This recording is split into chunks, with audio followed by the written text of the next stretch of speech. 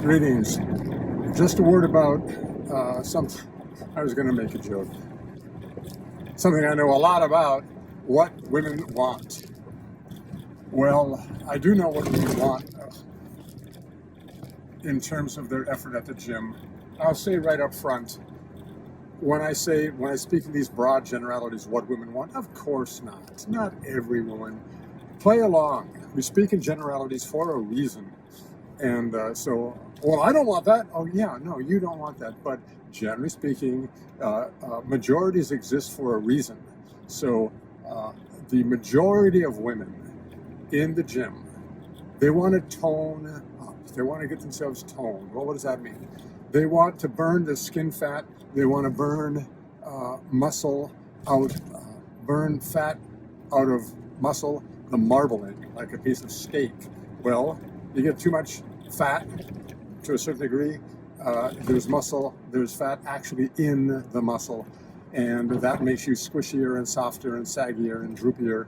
And well, a lot of women don't want that. So I'm not going to constantly be correcting anybody who has the wrong idea that I think all women do. I've corrected it now. Okay, so what women do in the gym? They're doing bodybuilding. All those curls, all those machines that they're doing of kind of lightweight, kind of high reps. I don't mean lightweight absolutely. I mean lightweight for them. They're not barely work up a sweat, barely any breathing. It's really not even exercise. It's just activity. There's activity, which is what sponges do on the bottom of the ocean floor. There's a little bit of movement. They move about an inch a year. Well, that's activity. Then there's exercise. And then that's what dogs do and children do. They're racing around, running around, having fun, being entirely instinctive. An exuberance of energy. Then there's training. And training is exercise plus intelligence. Well, that's what I want. I want a little more method, order and method in my little gray cells and my little pink muscle cells.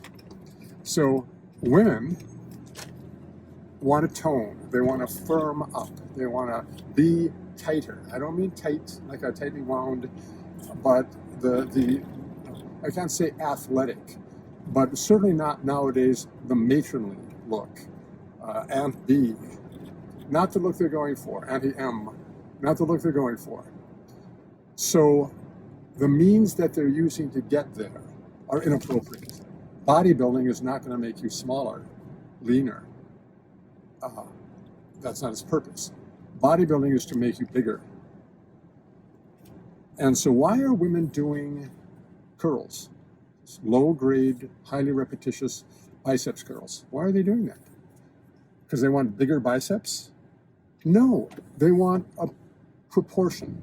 They want properly proportioned, aesthetically pleasing look. Now, it's highly varied what people think is pleasing. But what I know, because I've seen so much, is, and I'll talk to a woman and say, what is it? What's your goal? It is completely out of harmony with the practice that's being engaged in now. Coaches and personal trainers and what you see online, the conventional wisdom is do these machine kind of workouts. Gyms, it used to be, it's a 70s thing.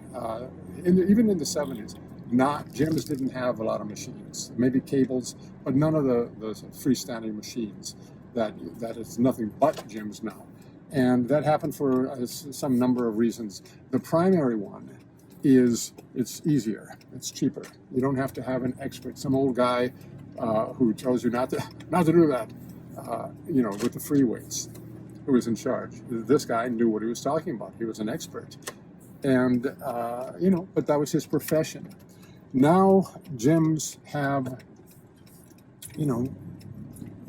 either part-time work or college students or young people who are there as the coaches and the trainers, but it's not what they're going to be doing in 5 years, most likely. And in any case, all you need to do to run a gym, a conventional gym, 24-hour valleys or whatever there is, all you need is the machines and read the instructions and start going away. Start doing it. This is a good capitalist model.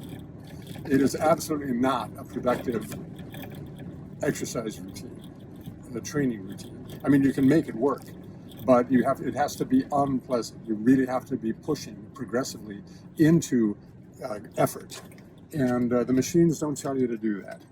So here, women, I'm talking about specifically, but guys too, but women, they don't, you have to work with intensity to change the shape of the muscle. Otherwise, you're just irritating it. You've used it. It's like getting a callus. You don't want calluses, you get calluses. You don't really want calluses from the things that you do. You're irritating a muscle into being bigger. When you stop working out, the muscle is going to shrink back down to what it was because you weren't adding protein, you were adding fluid. And nothing wrong with that, if that's your goal. I'm talking about not being feckless, not being inefficient. You have to, one must identify the purpose of the goal, and then identify the means that will get you there. This is very basic. The thing is question me, question yourself. What are you doing? Is it getting you what you want? I'm saying this specifically to women. Intensity matters. You're not attractive when you're doing it. The faces and the grunt and the sweat and the serious face, the crazy face that we make when we're working out hard. Hey, nobody cares. Nobody's watching you. They're busy in their own head, doing their own thing, wondering about what people are thinking about them. And if there's people standing around and they're encouraging you to do such and such, they're not saying, boy, that person really looks dumb. They're not saying that. And if they are, they're not going to express it. We're not responsible for the things we know nothing about. Very simply, very briefly, I'm touching on the most obvious point, which is identify your goal, identify a means to get there. If you want to tone yourself, you don't want to make yourself puffy and squishy with bloated, squishy muscle. I told the story about the young guy that I would do jujitsu with, and bodybuilder, and just really put together well. A little weaker than all that work in the gym, but he didn't know. He was not making himself a lot stronger. He knew that he was making his muscles bigger, but they were not what I would call quality in the terms of strength. Well, another point is you roll with a bodybuilder. I don't mean the hardcore. I mean just the guy who takes creatine and loads himself full of protein because he's probably young and wants to be bigger. That guy, kind of squishy, kind of doughy, kind of soft. And even if he looks pretty tight, you know, in jiu-jitsu, you grab a hold of somebody, you grab a hold of a wrist and you're holding and you've got pressure on somebody and you can tell. It's like me, I'm just bone and leather. I'm hard. There's just not a lot of squish to me. It's not on purpose. It's just my lifestyle. I wouldn't even say it's good or bad. It's the way I am. I don't have a value judgment about that, but it is a product of my training and my lifestyle.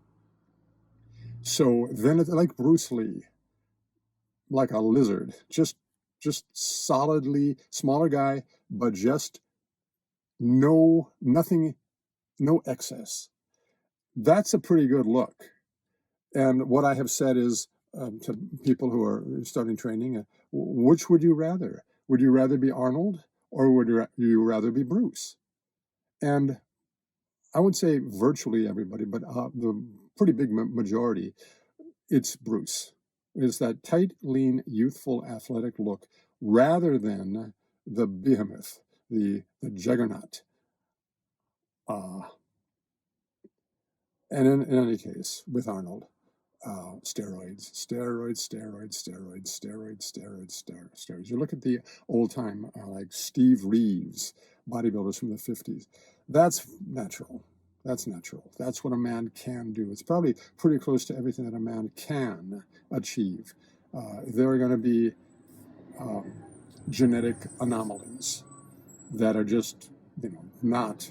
But anybody within the bell curve of what the rising part rather than the flat part of a bell curve, anybody who's under the curve is much more likely to be Bruce Lee or even Steve Reeves rather than Arnold, or these mass monsters. I forget what they're called, but those guys. So this is meant for women. Within your genetics, within your bones, what can you do? What shape do you have? Sometime we'll talk about, especially by request, we'll talk about stubborn fat and the hormonal and the lifestyle contributors to that problem. But that's a whole other thing. Yeah. So intensity, probably briefer workouts with real intensity.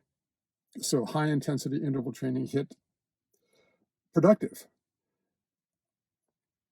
Maybe people do it when they're training that you high intensity, but not every day. Not every day, especially when you get older. And I don't mean, 60. I mean 35.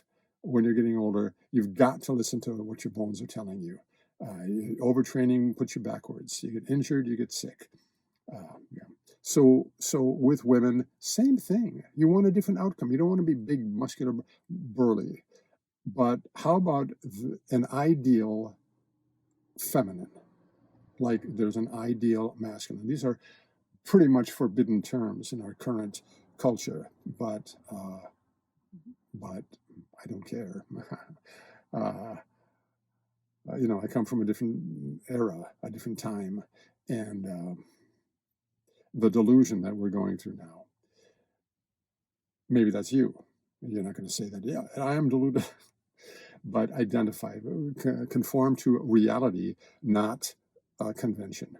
And that's going to be intensity. Your body responds to it. That's enough for now. Have a great day.